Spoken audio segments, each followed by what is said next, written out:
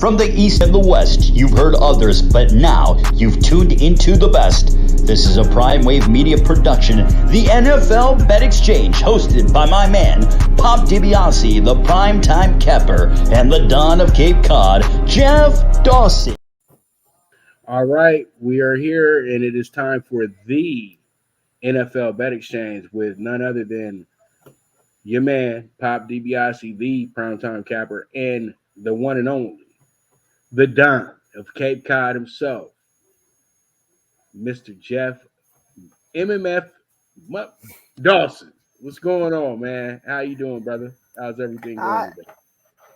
Been a crazy week, but I'm glad I'm here. I'm glad I got everything up. You know, things happen for a reason. One door closes, another one opens. So woke up this morning, my feet hit the ground. That means I got an opportunity to make a difference. 24 hours at that. So I'm here, blessed and honored as we dig into the AFC, NFC West, Mr. Pops.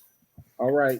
It sounds fun to me. It sounds like a go to me. We got the NFC West. We got the AFC West. I'm going to do it a little different today. I know I said NFC West first because we're going to go to the NFC first today. We usually start in the AFC, but the NFC is just so just the JV right now. It's almost like a senior circuit and junior circuit with the NFL, both these conferences. But it goes like that. In the 90s, that's how the NFC used to be to the AFC, even though the AFC probably had the better quarterbacks when you looked at it, but the better teams, defensive players, were in the NFC. So, you know, you have that working out for you and everything like that as well, too. But we have a team right now that we're going to talk about that everybody sees is probably the low-hanging fruit on the totem pole right now. And you know who that is. And that's going to be none other than the Arizona Cardinals. Arizona Cardinals are absolutely dreadful looking going into this season. You know, they have their quarterback is out for the year. They went 4-13 last season as well, too. They had a moment there where, you know, just nothing ever went right with their team from game one and beyond. And I felt like they just really had a real issue between head coach and quarterback. You know, they fell in love with each other because the only reason why Kyler Murray is the starting quarterback for the Arizona Cardinals is because Cliff Kingsbury decided to take that job and then smashed his hand on the desk to bring in Kyler Murray because he said Kyler Murray was the best player in the draft and that this was the type of quarterback that could take Arizona to the next level.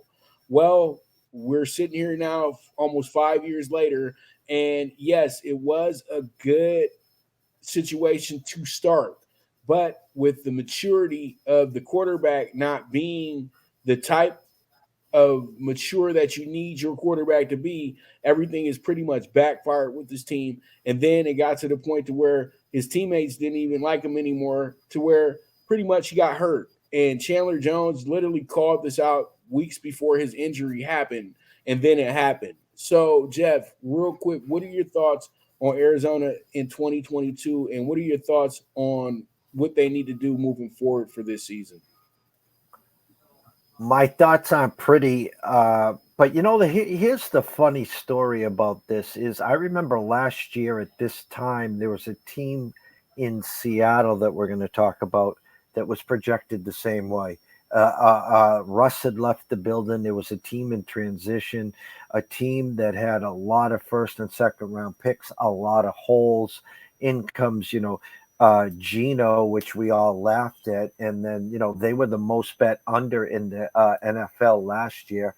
And they got there over probably at week 6 or 7. They came out guns a-blazing, and the rest was history. This team, though, Arizona, a head coach that probably should have been fired last year, but they gave him an extension. They paid Kyler Murray, who wants to play Fortnite versus reading the playbook. A guy, as you said, and I think you hit it well, when he's played and when was healthy, was dynamic. You know, they added D-Hop as Fitzgerald faded off into the sunset. A good defense, nicknamed Desert Swarm, but the pieces started to fall apart. This year, I don't expect Kyler Murray to play at all this year. I think they're definitely in full tank of Palooza for Khalib or the quarterback from UNC, May. For fantasy purposes, James Conner's getting drafted. I think they're just going to run him into the ground. Rondell Moore, who's always injured. I've taken some late flyers on Michael Wilson, the wide receiver, who's shown some flashes in preseason, but there's not much to look forward to. But the funny thing is, one of the next teams that we're going to get to is also looking that bleak. So maybe one of them pops. I don't think it's the Cardinals. If I was a betting man, I would say they will have the worst record in the NFL and the number one pick. So Arizona, you are now on the clock. Well, everybody's already handing them Caleb Williams and handing them Marvin Harrison Jr. So they just all of a sudden we skipped everything, and we pretty much have put them already as the number one team in the draft slot, which they did with Houston last year, and you saw what happened with that situation by the end of the year. You know what I mean? That was Lovey's fault. Because he's been coaching way too long, and he knew he was getting fired at the end of the day, and he didn't care because he's a winner. You know what I mean? And winners ain't gonna go out being losers. That's all it is. We did enough losing during the season. We're gonna win the game. I'm sorry. I'm not leaving the NFL as a loser. I think that's always the best FU to a team that's firing you. Get a win on your last game out. You know what I mean? And pretty much with this team right now, you can see that they are very in the right spot. Over under 4.5. Division championship is at 25-1. Probably the longest odds of any team to win their division in any of these divisions this year. They do have the lowest amount of wins this year as well, too. And I totally think that it's absolutely on the spot on and on the money because his team doesn't have much, and whatever they had, they traded away. So they're sitting in a situation now where they're a team that really does have to figure out exactly what their future is going to be. The Cardinals look exactly like they did when they moved to Phoenix back in 1988. They look just like that team again. And they look lost, and they look like, they're going back into who the Cardinals truly are. You know what I mean? Because they got a nice stadium, they got everything going, and they had a good facade for us. But now it's reality is snuck back in, and the Arizona Cardinals are who we thought they were. One of the more Neil Lomax quarterbacking? Yeah, one of the more irrelevant teams in the NFL. It's that simple. Can we go get some Rosenbach going on? I love me some Rosenbach. Number 3, Rosenbach was nice.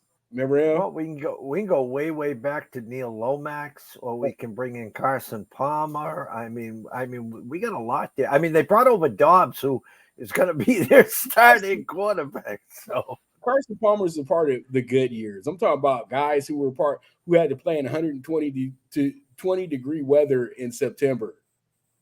Rosenbach and Jake Plummer and DeBerg. And because DeBerg played for literally everybody. So with that though, I truly do feel like we don't really have to worry about the Cardinals surprising anybody this year. And I always love an underdog, but this team is the truest version of an underdog. But one thing I'm going to say before we move on, and you can jump in, you can elaborate on this as well too if you want.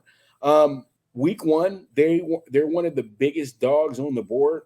Do not let that fool you, because the team that they're giving all those points to is a team that pretty much looks like a team that's probably going to be finishing last place this year. So don't believe the hype. That's really a 50-50 game, and that might be one of your biggest scores on opening day. I know I'm giving away something a little bit way too early, because just looking at me like you're not even saving it for week 1. But I'll go ahead and re-enter that phase come week 1 anyway, so it doesn't matter to me.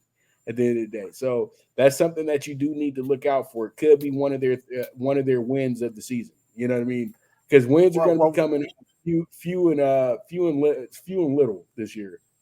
We'll see if that number tips closer to 7. I don't think the Sharps are going to allow it. Yeah, it is a train wreck waiting to happen. I mean, there is a lot of hype with Howell, Dotson, and the rest of that crew. It's a number that's floating right around that 5.5 or 6. Everyone will have Washington in their suicide pool. Everyone will have them in money line parlays, in teasers. Just because we remember what we saw last. So again, as bad as Arizona is, there's always one or two of those week one upsets where the teams were just so bad in preseason, and then it's an entirely different team that shows up for week one. And when Kyler Murray and the boys were cooking with Crisco, they were an amazing team on the road. They were 7-1 that year on the road, and they were just but they were just ripping people's hearts out. They opened up in Tennessee, and then they won a couple other road games. That they owned Dallas. I mean, but this is an entirely different team. Maybe Kingsbury doesn't make it to the bye week. I don't know, but I would be, if I'm Washington, I would be on upset alert on week one. Yeah, and we will see. We will absolutely see. So let's move forward because I think we spent a little bit too much time on the Cardinals, to be honest with you. Cardinals should have been about a 2-minute talk because